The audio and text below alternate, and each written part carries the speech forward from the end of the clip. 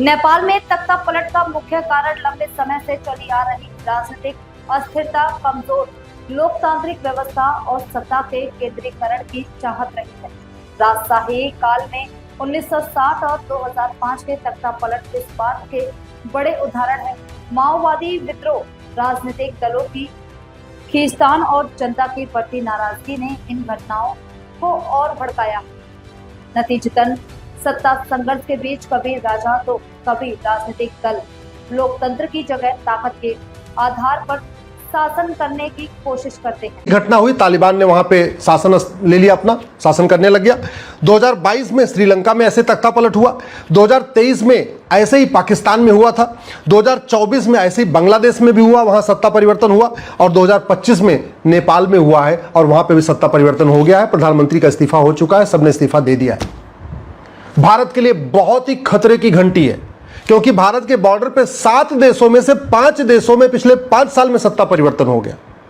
और भारत के लिए खतरे की घंटी इसलिए है कि नेपाल से ज्यादा अलगाववादी भारत में है, नेपाल से ज्यादा माओवादी भारत में है, नेपाल से ज्यादा नक्सली भारत में है, नेपाल से ज्यादा एनजीओ भारत में है, नेपाल से ज्यादा वामपंथी भारत में है, नेपाल ज्यादा विदेशी फंडिंग भारत में होती है, नेपाल से ज्यादा जमाती भारत में है, नेपाल से ज्यादा घुसपैठिए भारत में है, नेपाल से ज्यादा जासूस भारत में है, नेपाल से ज्यादा गद्दार भारत में है, नेपाल से ज्यादा भ्रष्ट पार्षद और प्रधान भारत में है, नेपाल से ज्यादा भ्रष्ट सांसद और विधायक भारत में है, नेपाल से ज्यादा कन्वर्टेड हिंदू भारत में है, नेपाल से ज्यादा कालाधन भारत में है, नेपाल से ज्यादा हवालाबाजी भारत में है, नेपाल से ज्यादा बेनामी लेन देन भारत में होता है, और नेपाल से ज्यादा मिशनरियां भारत में है, नेपाल से ज्यादा जिहादी संगठन भारत में है, और दुनिया में सबसे ज्यादा फॉरेन फंडिंग भारत में हो रही है। वो इस कानून के अंतर्गत हो रही है जो 2010 में कांग्रेस ने बनाया था। इसका नाम है foreign contribution regulation act, FCRA।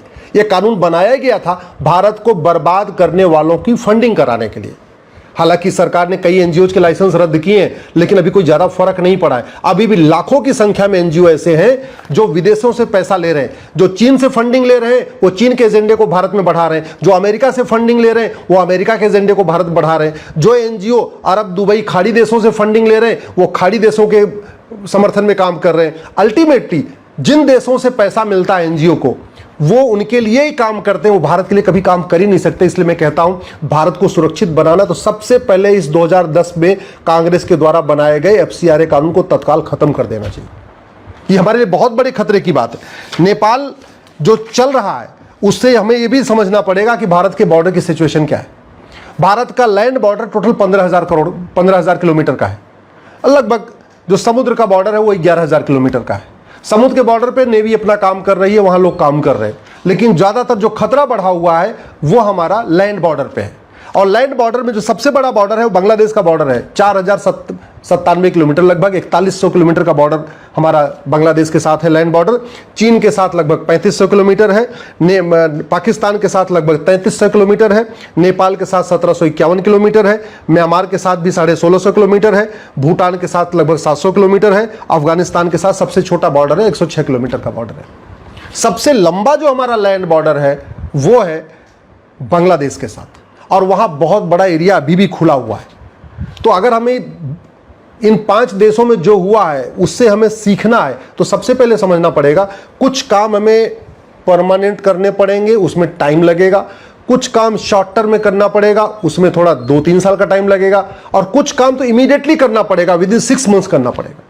जैसे चीन ने 21,000 किलोमीटर की लंबी दीवार बनाई है, और भारत का बॉर्डर कितना है, लैंड बॉर्डर 15,000 किलोमीटर, यानी चीन से काफी कम है हमारा बॉर्डर। और चीन ने सोचिए उस जमाने में जब कोई टेक्नोलॉजी नहीं थी, कुछ नहीं था, आज के 800 साल पहले, 750 साल पहले, उन्होंने 21,000 किलोमीटर लंबी दीवार बना दिया, 20 फीट चौड़ी और 40 फीट ऊंची। आज के, और हमारा लैंड बॉर्डर कितना, 15,000 किलोमीटर का है। अगर आज से हम 20 बाई 40 की दीवार बनाना शुरू करें, साल में 1000 किलोमीटर बनाएं, तो अगले 1500 साल में पूरा का पूरा जो 1500 किलोमीटर का लैंड बॉर्डर है, जो बांग्लादेश, चीन, पाकिस्तान, नेपाल, म्यांमार, भूटान, अफगानिस्तान का 15,000 किलोमीटर का बॉर्डर है, हम अगले 15 साल में उसको बना सकते हैं। तो ये हो गई लॉन्ग टर्म प्लानिंग। लेकिन शॉर्ट टर्म क्या करना चाहिए? शॉर्ट टर्म में ये जो 15,000 किलोमीटर का लैंड बॉर्डर है, कम से कम हमें वहां 2 लेन की सड़क बना देनी चाहिए, और वहां पे 30 से 40 फीट ऊंची फेंसिंग बना देना चाहिए। सड़क इसलिए बनानी जरूरी है जिससे हमारे BSF के लोग, ITBP के लोग लगातार वहां पेट्रोलिंग कर सकें। इसके साथ ही साथ वहां पे 500 किलोमीटर पे वॉच टावर बनाना चाहिए। हर 500 मीटर के ऊपर 50 फीट ऊंचा वॉच टावर हो, जहां पे हमारे सेना के 2-4 जवान ऊपर खड़े हो रहे हैं। हर 500 मीटर के बाद बड़े बड़े वहां डिस्प्ले बोर्ड लगा देना चाहिए और डिस्प्ले बोर्ड पे लिख देना चाहिए कि अगर कोई भारत के अंदर घुसने की कोशिश करेगा उसको देखते गोली मार दी जाएगी। यह खौफ पैदा करना पड़ेगा। अभी ऐसा कोई सिस्टम नहीं है। उल्टा 2012 में हमारी सरकार ने, मनमोहन सिंह की सरकार ने बांग्लादेश के साथ नॉन लीथल ट्रीटी किया हुआ है और नॉन लीथल ट्रीटी आज भी चल रही है। हमारे बीएसएफ के जवान वहां मजबूर हैं, वो केवल रबर का बुलेट चलाते हैं, लाठी चलाते हैं, डंडा पर चलाते हैं, हवाई फायरिंग करते हैं, गोली नहीं मार सकते। फिर फायदा क्या बीएसएफ पे बॉर्डर पे बीएसएफ खड़ा करने का? कम से कम ये बीएसएफ को अधिकार मिलना चाहिए कि जो अंदर आने की कोशिश करे उसको 2 बार 3 बार हवाई फायरिंग करो, फिर भी नहीं मानता तो गोली मारो। ये हमें अधिकार देना पड़ेगा। बांग्लादेश के साथ नॉन लीथल ट्रीटी खत्म करना पड़ेगा। जो हमारी फेंसिंग हो उसमें ऐसी व्यवस्था हो कि जरूरत पड़ने पे वहां स्विच दबा दे और पूरे फेंसिंग में बिजली की करंट दौड़ जाए। तो वो जो लोहे की फेंसिंग होनी चाहिए उसमें प्रॉपर बिजली का कनेक्शन भी होना चाहिए कि जरूरत पड़ने पे, हम कहते हैं पूरे के पूरे नहीं, बॉर्डर पे नहीं, लेकिन कम से कम 500 मीटर के एरिया में जहां लग रहा है हमें खतरा है 500 मीटर से लोग घुसने वाले, वहां फट से बिजली का बटन दबाएं, उस 500 की फेंसिंग में बिजली का करंट दौड़ जाए। किसी की हिम्मत नहीं अंदर आने की। इसके साथ साथ हमें अपना कानून बदलना पड़ेगा। जब तक हम कानून नहीं बदलेंगे खौफ नहीं पैदा होगा। बॉर्डर पे खौफ पैदा करने का 2 ही तरीका है।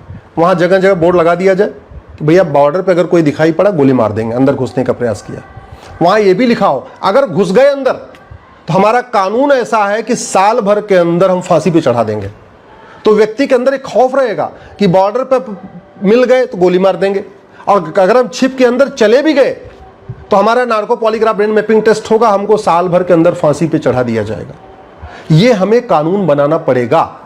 जो बाहर के घुसपैठी हैं, जो अंदर आने की कोशिश करते हैं, जो उनके मददगार हैं, उनको भी वही सजा देना पड़ेगा जो बाहर से लोग आते हैं। तब जाके कानून का खौफ पैदा होगा। तो इसलिए मैंने कहा, एक तो हुआ चीन जैसी दीवार 15,000 किलोमीटर पे, उसमें लगभग 15 साल लगेगा अगर प्रति वर्ष हम 1,000 किलोमीटर लंबी दीवार बनाए तो। दूसरा जो अगले 3 साल में पूरा हो सकता है, 2 लेन की 3 लेन की सड़क, पूरे बॉर्डर पे 15,000 किलोमीटर पे रोड बना दे, वहां फेंसिंग खड़ी कर दे, आवाजाही भी रहेगी, लोग बॉर्डर पे भी जाएंगे भी, हमारे देश के लोग वहां बॉर्डर तक पहुंच भी जाएंगे, देखेंगे, अपना बॉर्डर भी देखेंगे, और साथ ही साथ सेना की आवाजाही वहां बनी रहेगी। वहां पे सीसीटीवी की व्यवस्था हो, वहां पे बिजली के करंट भी फेंसिंग में बिजली के करंट मारने की भी व्यवस्था हो, वॉच टावर भी लगा हो, जगह जगह डिस्प्ले बोर्ड भी लगा हो, हर 2 घंटे पे वहां लाउड स्पीकर से ऐलान भी किया जाए कि भारत के अंदर प्रवेश करना जघन्य अपराध है, पकड़े जाने पे गोली मार दी जाएगी और अंदर गए तो फांसी दे दी जाएगी कोर्ट के द्वारा। ये व्यवस्था करनी पड़ेगी। इसलिए जो तत्काल काम किया जा सकता है, इस बीएनएस में 5 नए चैप्टर जोड़ने की जरूरत है। बीएनएस में एक चैप्टर जोड़ना चाहिए ऑफेंस रिलेटिंग टू इन्फिल्ट्रेशन, दूसरा चैप्टर जोड़ना चाहिए ऑफेंस रिलेटिंग टू करप्शन, क्योंकि जो बाहर अंदर बैठे हुए हैं गद्दार जासूस, ये इनको पैसा आ रहा है, इस पैसे के लिए ये विदेशी एजेंडा चला रहे हैं। कोई चीन का एजेंडा चलाता है, कोई पाकिस्तान का एजेंडा चलाता है, कोई बांग्लादेश का एजेंडा चलाता है, सारे कोई ह्यूमन राइट के नाम पे एजेंडा चला रहे हैं, कोई सुप्रीम कोर्ट पहुंच जाते हैं, कोई हाई कोर्ट पहुंच जाते हैं। ये जो एजेंडाधारी हैं, चाहे वो वकील हो, चाहे एनजीओ है, या जो भी सामाजिक कार्यकर्ता के नाम पे खेल चल रहा है, वो तभी बंद होगा जब बाहर से फंडिंग बंद होगी। तो एक तो एफसीआरए खत्म करना पड़ेगा, और जो अंदर से ब्लैक मनी की फंडिंग हो रही है, बेनामी फंडिंग हो रही है, काला धन की फंडिंग हो रही है, हवाला की फंडिंग हो रही है, उसको भी रोकने के लिए एक दूसरा चैप्टर जोड़ना पड़ेगा, ऑफेंस रिलेटिंग टू करप्शन। तीसरा इसमें नया चैप्टर जोड़ना पड़ेगा, ऑफेंस रिलेटिंग टू कन्वर्जन। चौथा इसमें हमें नया चैप्टर जोड़ना पड़ेगा, offence relating to drug smuggling. और 5वां नया चैप्टर जोड़ना पड़ेगा, offence relating to land grabbing. अभी मैं बंगाल भी होके आया, अभी मैं कुछ दिन पहले असम में भी होके आया। घुसपैठिए आराम से बेरोक टोक अंदर घुस जा रहे हैं। अंदर आने के बाद हाईवे के किनारे, रेलवे के किनारे, सड़क के किनारे, बस अड्डे के किनारे झुग्गी बना लेते हैं। क्यों? क्योंकि भारत में जमीन पे कब्जा करना कोई जघन्य अपराध नहीं, अवैध अपराध नहीं है, कोई बहुत गंभीर अपराध नहीं। तो इसलिए 5 चैप्टर जरूरी है, offence relating to infiltration, offence relating to corruption, offence relating to conversion, offence relating to drug smuggling, offence relating to land grabbing. सबसे बड़ी बात, ये जो 5 चैप्टर है, हमें इसको राष्ट्र की सुरक्षा के लिए खतरा घोषित करना पड़ेगा। और राष्ट्र की सुरक्षा के लिए खतरा घोषित करने के लिए ज़रूरी है हमारे पास नेशनल सिक्योरिटी एक्ट है, इसमें हम लिख दें कि ये infiltration, corruption, conversion, drug smuggling, land grabbing, ये राष्ट्र की सुरक्षा के लिए खतरा है। जो ये 5 अपराध करेगा उसके ऊपर एनएसए लगेगा। हमारे पास यूएपीए है, अनलॉफुल प्रिवेंशन एक्टिविटी एक्ट है, लेकिन इसमें कहीं लिखा नहीं कि क्या अनलॉफुल एक्टिविटी है। हमें इस कानून में बदलाव करके तत्काल ये लिखना चाहिए कि infiltration, corruption, conversion, drug smuggling, land grabbing ये अनलॉफुल एक्टिविटी है। जो ये 5 अपराध करेगा उसके ऊपर यूएपीए लगेगा। सबसे बड़ी बात ये, हमारे पास इसमें से 4 धाराएं ऐसी हैं बीएनएस की जिसको तत्काल बदलने की जरूरत है। इसमें एक धारा है ऑर्गेनाइज क्राइम की, सेक्शन 111। उस सेक्शन 111 को बदल के हमें लिखना पड़ेगा कि infiltration, conversion, corruption, drug smuggling, land grabbing organize crime है, जिससे कि पुलिस सेक्शन 111 लगा सके इनके खिलाफ। इसी तरीके से सेक्शन 113 है टेररिज्म पे, हमें डिक्लेयर करना पड़ेगा कि infiltration, conversion, corruption, drug smuggling, land grabbing ये एक्ट ऑफ टेररिज्म है, जिससे उनके ऊपर धारा 113 भी लगे। इसी तरीके से हमारे पास इसमें एक धारा है 147 वेजिंग वॉर। हमें इस बीएनएस में सेक्शन 147 में बदलाव करके लिखना पड़ेगा कि infiltration, conversion, corruption, drug smuggling, land grabbing ये अपने आप में इनडायरेक्ट वॉर है, वेजिंग वॉर है। और सबसे लास्ट में सेक्शन 152 है जो हमारी संप्रभुता, एकता, अखंडता के लिए खतरा होता है। 152 है, धारा 152 है। इस धारा 152 में भी लिखना पड़ेगा infiltration, conversion, corruption, drug smuggling, land grabbing ये हमारी संप्रभुता के लिए खतरा है, एकता, अखंडता के लिए खतरा है। झूठ को गंभीर अपराध घोषित करना पड़ेगा। झूठ पकड़ने के लिए नार्को पॉलीग्राफ ब्रेन मैपिंग कानून बनाना पड़ेगा। पूरे देश में एक यूनिफॉर्म सिविल कोड लागू करना पड़ेगा। और सबसे इंपॉर्टेंट, बॉर्डर पे कुल 17 राज्य हैं। 17 राज्यों के 92 डिस्ट्रिक्ट्स बॉर्डर पे हैं।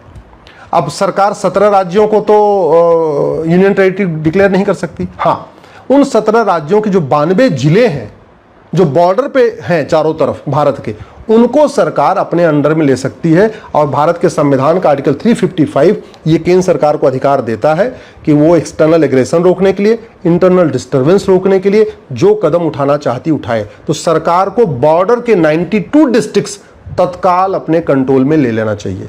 नहीं 92 डिस्ट्रिक्ट ले रही सरकार तो कम से कम बॉर्डर की जो 300 तहसीलें हैं उनको ले ले। मेरा मानना है कि तहसील से ठीक नहीं रहेगा, क्योंकि एक तहसील आएगी दूसरी तहसील किसी और में रहेगी। बेटर ये है कि जो 92 जिले हैं भारत के बॉर्डर पे उसको केंद्र सरकार अपने अंडर में ले ले, उसको यूनियन टेरिटरी डिक्लेयर कर दे। उसकी जो डीएम हो, कलेक्टर हो, एसपी हो, कप्तान हो, सबकी रिपोर्टिंग सीधे केंद्र सरकार को होनी चाहिए, तब भारत बचेगा। इसके साथ साथ एक आपको यूनिफॉर्म पुलिस कोड लागू करना पड़ेगा, यूनिफॉर्म जुडिशियल कोड लागू करना पड़ेगा, यूनिफॉर्म एडमिनिस्ट्रेटिव कोड लागू करना पड़ेगा, यूनिफॉर्म सिटीजनशिप कोड लागू करना पड़ेगा।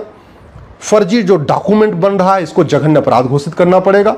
पार्षद प्रधान जो अभी आधार बनाने का उनको अधिकार मिला है कि उनकी चिट्ठी से आधार बन रहा है, इसको बंद करना पड़ेगा। कोई भी डॉक्यूमेंट तभी बनना चाहिए जब पार्षद रिकमेंड करे, विधायक उसको आगे बढ़ाए, फॉरवर्ड करे और सांसद उसकी स्वीकृति दे।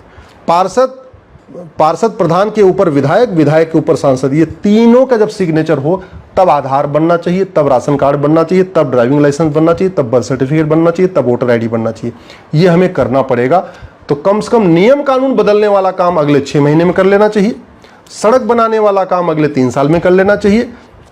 लेकिन जो परमानेंट सोल्यूशन है वो चीन जैसी दीवार 20 बाई 40 की या 25 बाई 50, 25 फीट चौड़ी, 50 फीट ऊंची, पूरे बॉर्डर पे जो 15,000 किलोमीटर है वहाँ हमें दीवार बनानी चाहिए। बहुत बड़ा खतरा बढ़ रहा है। बॉर्डर के हमारे जो 5 देश हैं वहाँ पे ये अराजकता हो चुकी है। एक चीन बचा हुआ, एक भारत बचा हुआ है, भूटान बचा हुआ है। ये हमारे लिए बहुत बड़ा ये चिंता का विषय है, इसलिए तत्काल नियम कानूनों को बदलना चाहिए। अगर आपको ये खबर पसंद आई हो तो वीडियो को लाइक करें, चैनल को सब्सक्राइब करना ना भूलें और कमेंट में हमें अपनी राय जरूर दें ताकि हर जरूरी अपडेट आप तक सबसे पहले पहुंचे। धन्यवाद।